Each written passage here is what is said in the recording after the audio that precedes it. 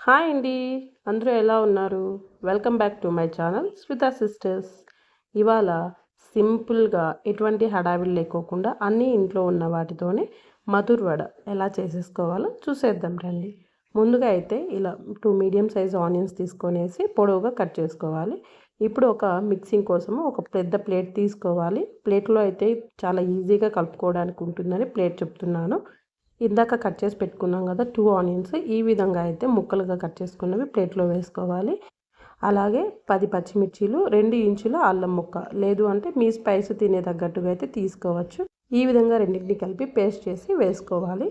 ఫ్రెష్గా ఉండే 4-5 రెమ్మల కరివేపాకు, ఫ్రెష్గా ఉంటే మంచి టేస్ట్ ఉంటుంది, అందుకే ఫ్రెష్ కరివేపాకు.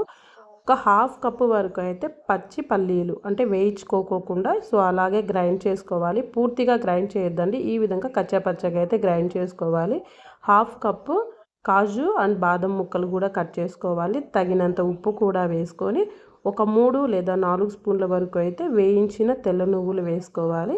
సో వీటినన్నీ వేసుకున్న తర్వాత ఆనియన్స్లో వాటర్ అంతా బాగా రిలీజ్ అయ్యేలాగా గట్టిగా ప్రెషర్ ఇస్తూ అయితే మనం ఈ విధంగా అన్నీ మిక్స్ చేసుకోవాలి. సో ఆ వాటర్ రిలీజ్ అవుతుంది. సో ఇలా చేసుకున్న తర్వాత హాఫ్ కప్ వైట్ రవ్వ అంటే సిమోనీ రవ్వ, ఉప్మా రవ్వ అంటాం కదా, సో వాటిని వేసుకోవాలి.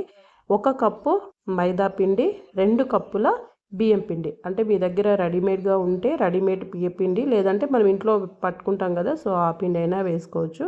4 స్పూన్ల వరకు అయితే వేడి వేడి నూనె, కప్స్ కొలతల్లో అయితే 1/4 కప్పు వరకు అయితే నూనె పడుతుంది. సో వేడి వేడిది వేస్తున్నారు, జాగ్రత్తగా కలుపుకోండి, లేదంటే స్పూన్తో అయినా కలుపుకోవచ్చు. సో ఈ విధంగా చేసుకున్న తర్వాత వాటర్ ఎక్కువగా పోయకుండా జస్ట్ స్ప్రింకిల్ చేస్తూ కొద్ది కొద్దిగా వేసుకుంటూ, మరీ అసలు కలపకండి, జస్ట్ తడి పొడిగానే ఉండాలి. సో ఈ విధంగా అయితే కలిపేసి ఒక పక్కన పెట్టాలి, అంటే అది పిండి ఆరిపోకూడదు. సో ఆరిపోకుండా ఈ పక్కన పెట్టేసి మనము చేసేటప్పుడు కొద్ది కొద్దిగా పోర్షన్స్ తీసుకుంటూ సో వాటర్ స్ప్రింకిల్ చేస్తూ మెత్తగా బాగా కలుపుకొనేసి తీసుకొని ఈ విధంగా ఉండ తీసుకోవాలి.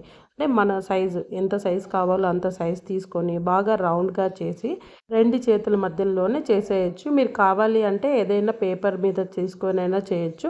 ఈ విధంగా ప్రెషర్ చేస్తూ రౌండ్గా ఉండేలాగా, మరీ థిక్గా కాకుండా మరీ పల్చగా కాకుండా మీడియం సైజు ఈ విధంగా వచ్చేలాగా అయితే మనం అన్నిటినీ చేసుకొని పక్కన పెట్టుకోవచ్చు. అంటే మీరు ఎక్కువగా చేయొద్దండి, మనం ఒక్కొక్క వాయికి ఎన్ని పడతాయో సో ఆ విధంగా, సో అవి వేగేలోపు నెక్స్ట్ బ్యాచ్ రెడీ చేసుకోవచ్చు. ఈ విధంగా పెట్టుకొని స్టవ్ మీద ఆయిల్ పెట్టుకున్న తర్వాత ఈ విధంగా మీడియం ఫ్లేమ్లో, మీడియం ఓవర్ హీట్ చేయొద్దండి, ఈ విధంగా ఉన్నప్పుడు ఆయిల్కి తగ్గట్టు అయితే క్వాంటిటీ అంటే మనం 3 or 4 ఎన్ని పడితే అన్ని వేసుకొనేసి ఇవి వేగేలోపు రిమైనింగ్ చేసుకోండి. ఈ విధంగా ఫస్ట్లోనే తిప్పకండి, బ్రేక్ అవుతాయి. సో అటు ఇటు కదుపుకుంటూ మంచి కలర్ వచ్చేంత వరకు అయితే ఈ విధంగా అన్ని వైపులా 2 వైపులా కాల్చుకొనేసి పక్కన పెట్టుకోండి. సో ఇంతేనండి.